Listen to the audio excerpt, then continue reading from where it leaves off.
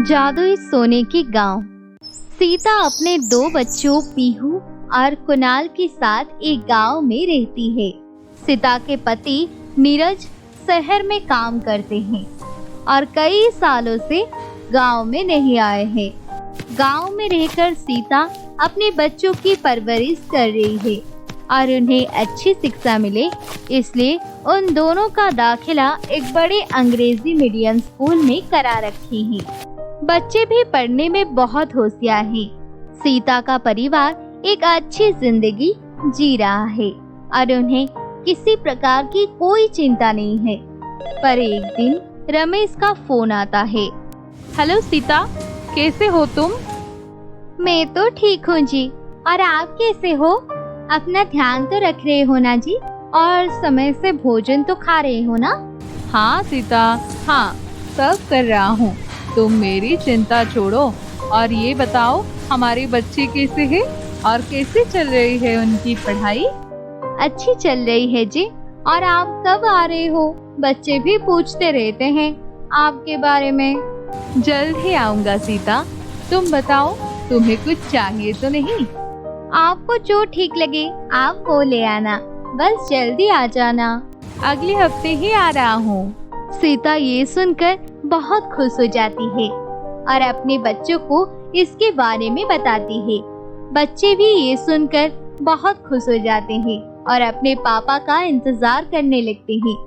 अगले हफ्ते रमेश गांव आने के लिए बस में बैठ जाता है, पर वही रास्ते में आते हुए उसकी बस की टक्कर एक और बस से हो जाती है और दोनों बसों में बैठे सभी यात्रियों की मौत मौके पर ही हो जाता है, जिससे एक रमेश भी था। वही एक खबर जब सीता और उसके बच्चों को लगती है तो उनकी तो सारी जिंदगी ही उजड़ जाती है। माँ, माँ, ये क्या हो गया? पापा अब कभी नहीं आएंगे क्या? हाँ माँ, क्या पापा हमसे मिलने नहीं आएंगे? वो तो आज आने वाले थे ना? नहीं बच्चों, अब वो कभी नहीं आएंगे। वो हमसे अब बहुत दूर चले गए हैं, जहाँ से आना संभव नहीं है। सीता अपने पति को खोने के सदमे को सह नहीं पाती और बीमार रहने लगती है। बच्चे अपनी माँ को लेकर हमेशा परेशान रहने लगते हैं और आखिरकार एक दिन सीता अपने बच्चों को छोड़कर चली जाती है। उसके बच्चे अब अनाथ हो जाते हैं। पीहू और कुणाल का इस दुनिया में और कोई नहीं था, इसलिए उनके सामने बहुत दुविधाएं आ जाती है। खाने का राशन भी घर में खत्म हो जाता है और बच्चे भूखे रहने लगते हैं। हाय, मुझे भूख लग रही है, कुछ खाने को दो ना। पीहू, घर में अन्न की एक दाना भी नहीं बचा है। हमें ऐसे ही रहना होगा, भूखे ही। पर भाई, मुझसे भूखा नहीं रहा जाता है, आपको पता है ना? पीहू, मुझे पता है, पर मैं क्या करूं? कहां से खाना लाऊं? चल, गांव में किसी से मदद मांगने के लिए जाते हैं। क्या पता कोई हमें खाना दे दे। ऐसा कहकर कुणाल खाना मांगने के लिए गांव में चला जाता है और बारी बारी से सभी से खाना मांगने लगता है, पर उसकी बदनसीबी कोई भी उसकी मदद नहीं करता है। काका, मेरी बहन कल से भूखी है, कुछ खाना मिल जाएगा तो बड़ा उपकार होगा। हट जा यहाँ से, पता नहीं कहाँ कहाँ से आ जाते हैं मुंह उठाकर। चल जा यहाँ से, मेरे पास कुछ नहीं है तुझे देने को। और कुणाल ऐसे ही खाली हाथ लौट आता है और जंगल की तरफ चला जाता है। माँ पापा होते तो आज हमें ये दिन नहीं देखने पड़ते। पीहू को भी ऐसे भूखा नहीं रहना पड़ता। पता नहीं ऐसे हम कितने दिनों तक ही जी पाएंगे। भूखे रहे तो जल्द ही मर जाएंगे। हे भगवान, कुछ तो हमारी मदद कर, नहीं तो हम भी मर जाएंगे। तभी उसकी नजर एक दरवाजे पर पड़ती है। वो बहुत ही चमक रहा था, जो एक पेड़ के पीछे था। कुणाल उसकी चमक देखकर उसके पास जाता है और उससे खोलकर देखता है उसे खोलते ही कुणाल के होश उड़ जाते हैं, क्योंकि वो जो देखता है तो बहुत ही अविश्वसनीय था। दरअसल कुणाल देखता है कि उस दरवाजे के पीछे एक गांव बसा हुआ था और वो गांव सोने की तरह चमक रहा था और वहाँ की हर चीज सोने की बनी थी। घर, मकान, गाड़ी, घोड़े और यहाँ तक कि सड़क भी। कुणाल अंदर जाता है। ये कैसा जादू है? यहाँ तो सब सोने का है। ऐसी दुनिया भी होती है? मैंने तो कभी सोचा भी नहीं था। तभी कुणाल के कंधे पर एक हाथ पड़ता है। कुणाल थोड़ा घबरा सा जाता है। अरे बेटे, तुम कौन हो? तुम्हारे माँ बाप कहाँ हैं? मेरे माँ बाप नहीं है, वो मर गए हैं। अरे ऐसा है क्या बेटा? माफ करना, मुझे पता नहीं था। चलो तुम मेरे साथ चलो।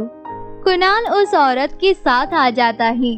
वो औरत उसे अपने घर ले आती है और उसे खाने को खाना देती है।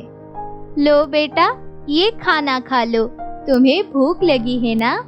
शुक्रिया काकी, पर क्या मैं ये खाना अपने साथ ले जा सकता हूँ? मेरी बहन बहुत भूखी है। क्यों नहीं, मैं उसके लिए भी खाना दे दूंगी, पर तुम तो पहले खाना खा लो। कुणाल खाना खाता है, तभी उसकी आंखों से आंसू आ जाते हैं। अरे ना बेटा, तू रो मत, मैं हूँ ना, मैं भी तेरी माँ जैसी हूँ। तू मुझे बता, क्या बात है? कुणाल उसे पूरी बात बताता है कि कैसे वो सोने के गांव में आ गया और वो कहाँ का निवासी है, जिसे सुन वो औरत हैरान रह जाती है।